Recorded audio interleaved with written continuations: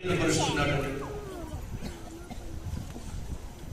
ఆ పాపాలను లేక అలవాటును ఆ బలహీనతను జయించలేక ఎదిరించలేక ఉన్నారా మరి మంచి ఎవరైనా ప్రభు నా వల్ల కావట్లేదు అని తీసేసుకో కృంగిపోయి ఉంటాం. వీటన్నిటి మధ్య నీకు వచ్చే ఆలోచన ఏమిటంటే ఇలా ఎంతకాలం ప్రభు, ఇలా ఎంతకాలం నా వల్ల కావట్లేదు. ఇంతకంటే బెటర్ ఏమిటంటే చచ్చిపోతే బెటర్ అనిపిస్తుంది. చచ్చిపోతే బెటర్ అనిపిస్తుంది అంటున్నారు చూసారా? అలా అనిపిస్తుంది ఎవరో తెలుసా? ఇప్పుడు మీరు చెప్పండి, ఎవరు అనిపిస్తుంది? సైతాన్. అర్థమైంది? ఆ ఆలోచన నీకు వస్తుందా? విసిగిపోతున్నావో దాని విషయంలో దేవుడు అద్భుతం చేయటం సాధ్యమంటారా? సాధ్యమంటారా? సాధ్యమే. సైతాను మాటి మాటికి నన్ను శోధిస్తున్నాడు, ఓడిస్తున్నాడు, గెలుస్తున్నాడు.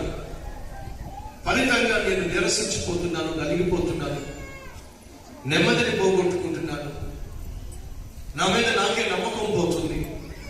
కాబట్టి చచ్చిపోవాలని ఆలోచనలు వస్తున్నాయి.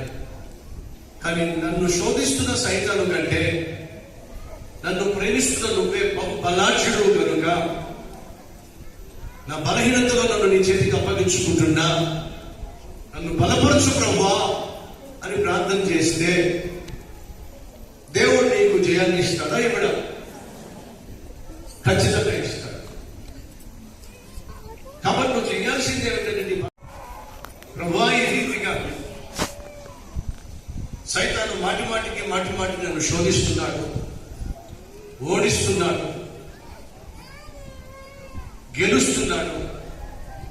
ఫలితంగా నేను నిరసించిపోతున్నాను, నలిగిపోతున్నాను, నెమ్మదిని పోగొట్టుకుంటున్నాను, నా మీద నాకే నమ్మకం పోతుంది.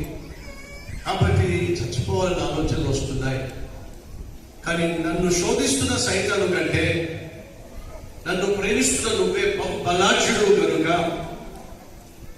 నా బలహీనతలో నన్ను నీ చేతికి అప్పగించుకుంటున్నా, నన్ను బలపరచు ప్రభువా అని ప్రార్థన చేస్తే దేవుడు నీకు జయాన్ని ఇస్తాడా? ఇవ్వడా?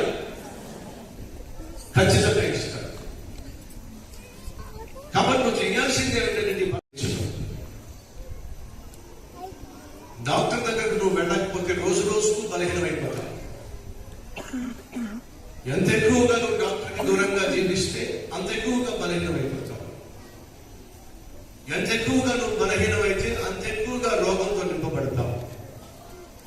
రోగం ఎంత ఎక్కువగా